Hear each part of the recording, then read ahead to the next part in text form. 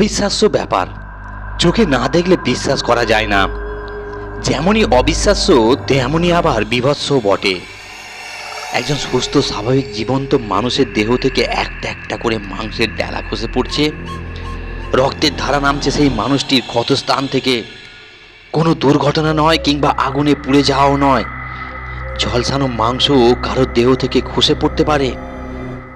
মিশরের নীল নদের পশ্চিম তীরে রাজন্যবর্গের উপত্যকায় সম্রাট তুতেনখামেনের সমাধিসৌধ থেকে ফিরে আসা আমেরিকার শেষ পুরাতত্ত্ববিদ জন রিচার্ডসনের অমন রহস্যময় পরিণতি সারা বিশ্বে একটা অদ্ভুত চাঞ্চল্য সৃষ্টি করল। বিভৎস দৃশ্য, জন রিচার্ডসনের দেহ থেকে একটা একটা করে মাংসের ডেলা খসে পড়ছে, রক্তের ধারা নামছে ক্ষতস্থান থেকে, আর্তচিৎকার মৃত্যু যন্ত্রণার, তারপরে সব স্তব্ধ, মৃত্যুর কোলে ঢলে পড়া। শেষ নিঃশ্বাস ত্যাগ করার আগে জন রিচার্ডসন একটা কথাই বারবার বলে গেছেন, আমার সারা শরীর জ্বলে যাচ্ছে, মমের সমাধিতে প্রবেশ করে আমি কি অপরাধ করে ফেলেছি? তাই কি আমি অভিশাপের শিকার হলাম, নাকি আমাকে হত্যা করা হলো? জন রিচার্ডসন শেষ শিকার।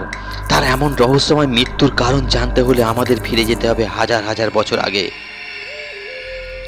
3000 বছরের মধ্যে কোনো মানুষের চোখে এমন দৃশ্য দেখেনি। নব আবিষ্কৃত মহাদেশে এসে অভিযাত্রীর দল যেমন আনন্দ বিস্ময়ে চেয়ে থাকেন, তেমনই এই দৃশ্যের দিকে তাকিয়েছিলেন এই দলটির প্রত্যেকটি সদস্য। অতীত ইতিহাসের স্মৃতি ও উপাদানের সন্ধানে এ কোথায় নিয়ে এলো তাদের ভাগ্য। কি দেখেছেন তারা? দেখেছেন সমাধিসৌধের প্রবেশপথের নিস্তব্ধ প্রহরীর মতো দণ্ডায়মান পূর্ণায়ব প্রস্তর মূর্তিসমূহ। সেই আলো আধারিতে তারা আরও দেখেছেন সিংহাসন, সুসজ্জিত রথ, অপূর্ব কারুকার্য সম্বলিত পেটিকা, স্ফটিকপাত্র, চিত্রিত মৃন্ময় আধার, মূল্যবান বস্তাদি এবং অন্যান্য প্রয়োজনীয় দ্রব্য। 30শে নভেম্বর 1922 সাল। সমগ্র সভ্য জগৎ জানল সে কথা, সাড়া পড়ে গেল পুরাতত্ত্ব বিষয়ে উৎসাহীদের মধ্যে। নীলনদের পশ্চিম তীরে রাজন্যবর্গের উপত্যকায় সম্রাট তুতেনখামেনের সমাধিসৌধের সন্ধান পাওয়া গেছে। অবশ্য সন্ধান চলছিল কয়েক বছর ধরেই। মিশরের প্রাচীন রাজকীয় সমাধিক্ষেত্র খনন কার্য পরিচালনা করছিলেন লর্ড কারনারভান। তার সঙ্গী ছিলেন পুরাতত্ত্ববিদ হাওয়ার্ড কার্টার, পক্ককেশ, খর্বকায় বলিষ্ঠ মানুষটি। অষ্টাদশ মিশরীয় রাজবংশের বালক রাজা তুতেনখামেন অনাবিষ্কৃত সমাধির অনুসন্ধান করেছিলেন তারা। পরপর 6টি বছর প্রতি শীতকাল চলছে এই কাজ, কিন্তু পাওয়া গেল না কিছুই। অবশেষে একদিন অবসান ঘটল তাদের ধৈর্যের। 1922 অক্টোবরে তারা স্থির করলেন বন্ধ করে দেবেন এই নিষ্ফল অনুসন্ধান। ঠিক সেই সময় সুপ্রসন্ন হলেন ভাগ্যদেবী। নভেম্বরের 4 তারিখ একলাই কাজ করে চলেছেন হাওয়ার্ড কার্টার। হঠাৎ ষষ্ঠ রামসেসের সমাধির কাছাকাছি একটি মর্মর সোপান নজরে পড়ল তার।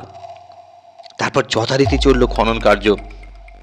36 ঘন্টা পরে বোঝা গেল ষষ্ঠ রামসেসের কাছাকাছি রয়েছে আরও একটি সমাধি। তার প্রবেশপথে একটি সুদূর প্রস্তর কপাট, রুদ্রদ্বারের উপর উৎকীর্ণ রাজকীয় প্রতীক। 3000 বছর ধরে ধুলোবালি ও শীততাপের প্রভাবে ভালো করে বোঝা যায় না সেই চিহ্ন, কিন্তু অভিজ্ঞ পুরাতত্ত্ববিদের চোখে ভুল কখনো হয় না। জরুরি তারবার্তা গেল লর্ড কারনারভনের কাছে। তিনি তখন ইংল্যান্ডে বৈষয়িক কর্মে ব্যস্ত। তারবার্তা পেয়ে ছুটে এলেন তিনি। নভেম্বরের 26 তারিখে সন্দেহাতীতভাবে প্রমাণ পাওয়া গেল ওটা তুতেনখামেনের সমাধি। কয়েকদিনের নিরলস প্রচেষ্টার পর উন্মুক্ত হলো সমাধির বাইরের কক্ষের দরজা।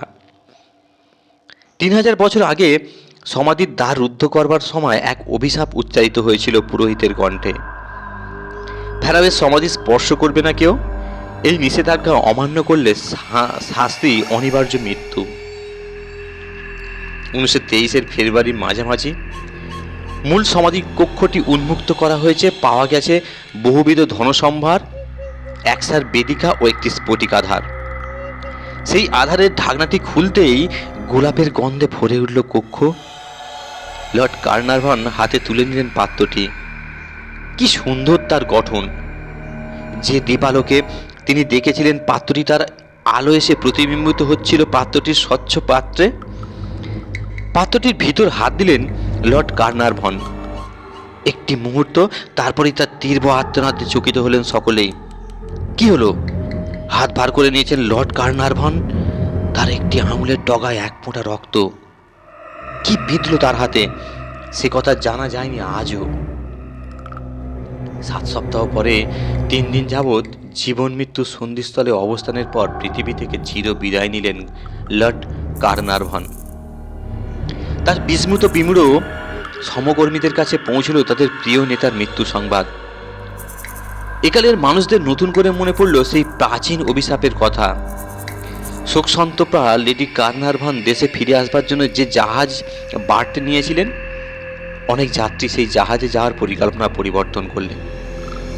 কুসংস্কার? হয়তো তাই। লেডি কার্নারভনের অবশ্য কিছু হয়নি, কিন্তু সমাধি খনন কার্যে যারা প্রথম উদ্যোগী ছিলেন, মাত্র 13 বছরের মতো একজন ছাড়া তারা সকলেই মারা গেলেন। এদের সংখ্যা মোটামুটি 21। তাদের কারোরই বয়স এমন কিছু বেশি হয়নি, স্বাস্থ্যবান ছিলেন সকলেই। কি যে হলো! এখান থেকে খবর এলো একজন দুর্ঘটনায় পতিত হয়েছেন। ওখান থেকে জানা গেল আত্মহত্যা করেছেন আরও একজন। অন্যত্র পাওয়া গেল হঠাৎ অসুখে অন্য আরেকজনের মৃত্যু সংবাদ। লর্ড কার্নারভনের পর পালা এলো যার, তার নাম লেফটেন্যান্ট কর্নেল অডরে হারবার্ট। হারবার্ট ছিলেন পার্লামেন্টের জনৈক রক্ষণশীল সদস্য ও মৃত লর্ডের জ্ঞাতি ভাই। 1923 সেপ্টেম্বরে একটি অস্ত্রোপচারের পর তার মৃত্যু হয়। বয়স হয়েছিল মাত্র 44। তুতেনখামেনের সমাধিতে গিয়ে তিনি বলেছিলেন তার পাশের, হঠাৎ সেখানে মারা গেলেন তিনি। ডাক্তাররা বললেন হৃদরোগ। কিন্তু অন্যদের রায় অন্যরকম। তারা বলে এ হলো অভিশাপের কুফল। মৃত্যুর মালা গাঁথার যেন শেষ নেই। প্রতিদিন সূর্য ওঠার মতো মৃত্যু ঘটে চলেছে নিয়মিতভাবে। 7 মাস পরে সেই রহস্যময় সূত্রে গাঁথা আরও একটি মৃত্যু সংবাদ পাওয়া গেল। বিখ্যাত পণ্ডিত ও মিশর তত্ত্ববিদ H.G. এভেলিন হোয়াইট পিস্তলের গুলিতে আত্মহত্যা করলেন একটি চলন্ত ট্যাক্সির মধ্যে। একটি চিঠি পাওয়া গেল তার কাগজপত্রের ভিতর থেকে। তিনি লিখেছিলেন, আমি জানতাম একটি অভিশাপ ছিল আমার উপরে। অভিশাপের মৃত্যুবান এবার যার প্রাণ হরণ করল তার নাম প্রিন্স প্যালি ভাওমেডে। প্রতিপত্তিশালী অভিজাত এক মিশরীয় বংশের সন্তান ছিলেন প্রিন্স। কোনো একদিন তুতেনখামেনের সমাধিতে তিনি গিয়েছিলেন। সেখানে খনন কার্যে দানও করেছিলেন মুক্ত হস্তে। আসলে লন্ডনের এক হোটেলেই তার স্ত্রী তাকে গুলি করেন। যাই হোক, বিচারে মুক্তি পেয়ে যান তিনি। জানা যায় আত্মরক্ষার্থে তিনি গুলি চালিয়েছিলেন। কিছুদিন পরেই মারা যায় প্রিন্সের একান্ত সচিব। তিনিও গিয়েছিলেন সমাধিক্ষেত্রে। তার মৃত্যু রহস্যময়। এইভাবে এগিয়ে চলল একটি রহস্যময় মৃত্যু মিছিল। 1924 সালে লন্ডনের বাথ ক্লাবে মৃত অবস্থায় পাওয়া যায় রিচার্ড বেথনকে। সমাধি খনন কার্যের সময় উনি ছিলেন কার্টারের সেক্রেটারি। এরপর 4 বছর আর নতুন কোনো মৃত্যুর ঘটনা ঘটেনি। অর্থাৎ এই 4 বছর মৃত্যুর ছুটি। এর থেকে আমি ধরে নিয়েছিলাম অভিশাপ বুঝি শেষ হলো অনেকগুলি মূল্যবান প্রাণহরণের পর। কিন্তু 1928 সালে টেক্সাসে একটি মোটর দুর্ঘটনায় নিহত হলেন 2 জন পুরাতত্ত্ববিদ, আর্থার মেস এবং জোনাথন ডাব্লিউ কাভার। এরা দুজনেই ছিলেন কার্টারের সহকর্মী। বছরের পর বছর ধরে এইভাবেই চলল। আর ব্যথিত চিত্তে প্রতীক্ষা করতে থাকলো পৃথিবী। এখন সবার কেবল একটাই দুশ্চিন্তা, এরপর কার পালা? কে জানে কতদিনে শেষ হবে এই অভিশাপ? আরও একটি বিচিত্র তথ্য উদ্ঘাটিত হলো। সমাধিটি উন্মুক্ত হবার পর 6 জন ফরাসি সাংবাদিক ও গ্রন্থাগার পৌঁছলেন সেটি দেখার জন্য। কিন্তু কয়েক বছর পরেই তাদের কেউ আর বেঁচে থাকেনি। প্রথম দিকে সমাধি দর্শকদের আর একজন লর্ড ওয়েস্টবেরি লন্ডনের সেন্ট জেমস কোর্টে তার ফ্ল্যাট থেকে লাফিয়ে পড়ে আত্মহত্যা করেন। একটি সুসাইড নোটে তিনি লিখে দিয়ে গিয়েছিলেন, এই আতঙ্ক সহ্য করা আমার পক্ষে অসম্ভব হয়ে উঠেছিল। এই ঘটনাটি ঘটে 1930 সালের ফেব্রুয়ারি মাসে। ওই বছরে পরবর্তী শিকার হলেন আরও একজন। আচমকা মারা গেলেন মিশর তত্ত্ববিদ মেরভিন হারবার্ট। বয়স হয়েছিল তার মাত্র 48। 4 বছর পর অন্যদের মৃত্যু পথযাত্রী হলেন অধ্যাপক আলবার্ট লিথগো। উনিও সেই অভিশপ্ত সমাধির খননের কাজে জড়িত ছিলেন। অভিশাপের শক্তিরও যেন কোনো সীমা ছিল না। সমাধির সাধারণ দর্শকদের মধ্যে এই নিষ্ঠুর মৃত্যুর ছোঁয়া লাগলো যেন। এ যেন সংক্রামক রোগের মতন।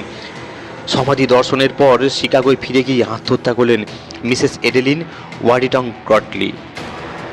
এই রহস্যময় মৃত্যু নিয়ে খেলাকে কেন্দ্র করে একটি নাটকে লিখেছিলেন লুইস সিকপিন।